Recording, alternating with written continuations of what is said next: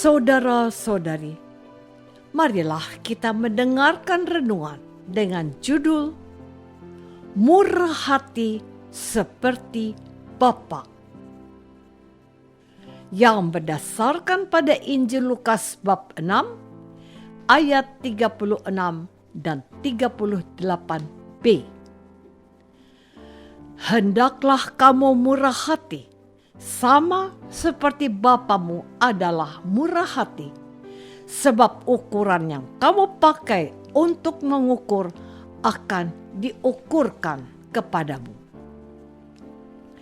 Dalam nama Bapa dan Putra dan Roh Kudus. Amin.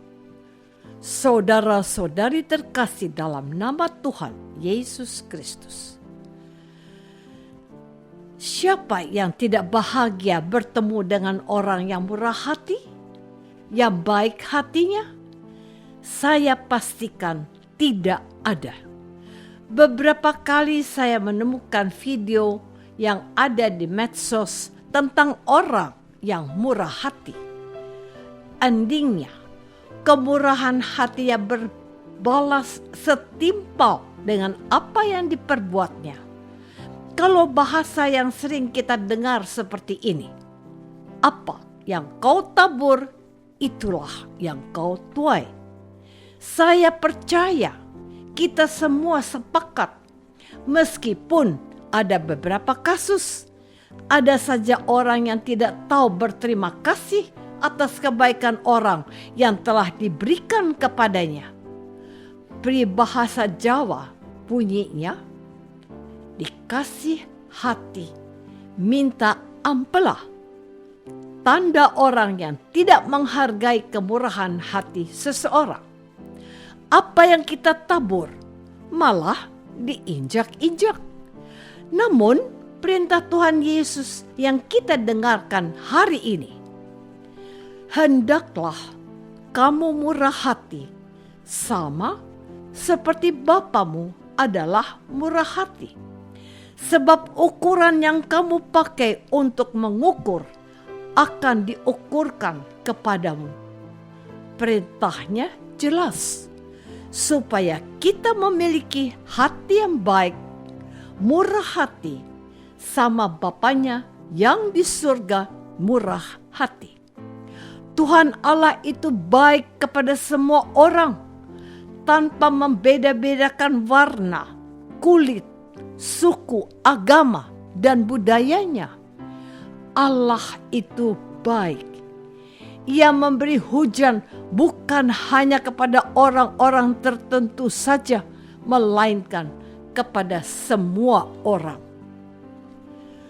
Saudara-saudari terkasih, apa yang dimaksud dengan murah hati?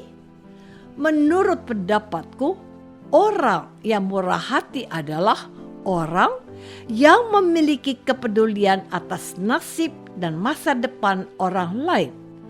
Orang ini tidak egois dan hanya memikirkan kepentingannya sendiri. Ia baik dan tidak mencari-cari kesalahan orang lain dan menghakimi orang lain. Ia baik sebab ia memiliki hati yang siap untuk mengampuni dan paham bahwa tidak ada orang yang sempurna. Ia baik sebab ia memberikan bukan saja dengan tulus, namun juga secara melimpah. Panduan untuk hati yang baik adalah ukuran yang kamu pakai untuk mengukur akan diukurkan kepadamu. Apa yang kita bagikan, apa yang kita berikan, akan mendapatkan balasan yang setimpal dari Allah, bukan dari manusia. Itu pasti. Saudara-saudari terkasih, dalam masa prapaskah ini, umat Allah diharapkan memiliki sifat Allah yang murah hati. Allah itu adalah Bapa bagi semua orang, yaitu Bapa yang menerbitkan matahari bagi orang jahat dan orang baik, dan menurunkan hujan bagi orang benar dan orang yang tidak benar. Matius bab 5 ayat 45b. Allah itu selalu melimpahkan rahmat-Nya untuk sekalian kaum. Pada masa Prapaskah ini, kita diajak oleh Gereja Kudus untuk memiliki kepedulian kepada saudara-saudara kita yang kecil, miskin, tersingkir, dan difabel. Membantu mereka untuk bisa keluar dari permasalahan-permasalahan yang mereka hadapi.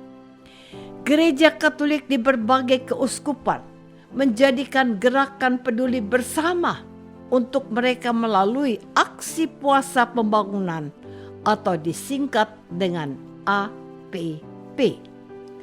Umat Allah, baik sebagai kelompok, keluarga, orang muda dan anak-anak, diajak terlibat untuk berbagi dengan menyisihkan sebagian dari rezeki yang telah diterimanya dari Tuhan untuk saudara yang membutuhkan. Tentu saja ini bukan satu-satunya aksi. Umat Allah dapat melakukan aktivitas kepedulian yang bisa mereka lakukan, mengunjungi dan mendoakan orang sakit, menolong orang-orang yang berkebutuhan khusus, mengunjungi anak yatim piatu dan lansia, serta melawat mereka yang berada di balik jeruji penjara. Singkat kata, banyak sekali kegiatan amal kasih yang bisa kita kerjakan. Intinya, milikilah hati yang baik seperti Bapamu yang murah hati. Saudara-saudari terkasih, pada suatu hari Minggu, saya menghadiri perayaan Ekaristi. Imam menutup homilinya dengan penegasan, tetaplah berbuat baik apapun keadaannya. Setelah keluar dari gedung gereja, saya bertemu dengan seorang teman putri yang menangis. "Ada apa denganmu?" Begitu tanyaku kepadanya. Gadis itu berkata begini, "Sudah beberapa waktu ini saya tidak lagi berbuat baik karena saya kecewa. Saya menolong seseorang, dia tidak menghargai apa yang saya lakukan kepadanya. Apa saja yang bisa saya bantu untuk membahagiakan dia, menutupi kekurangannya, dan menghilangkan aibnya karena hutang-hutangnya, ternyata berbalas terbalik. Orang ini sungguh mengecewakan. Dia tidak menghargai saya. Dia malah balik menyerang saya dan menjelekkan saya di mata semua orang. Apapun saya lakukan untuk dia karena saya peduli kepadanya, tapi saya telah dikecewakan. Apakah saya masih harus berbuat baik kepadanya?" Lalu saya katakan, Sudah, jangan menangis. Lupakan saja. Masih ada yang tidak akan pernah mengecewakan kita. Dialah Tuhan Yesus. Manusia bisa mengecewakan kita, tapi Tuhan tidak. Kalau kita berbuat baik, bukan untuk orang itu, tetapi untuk Tuhan. Jangan menantikan balasan atas perbuatan baik kita. Tetaplah ikhlas.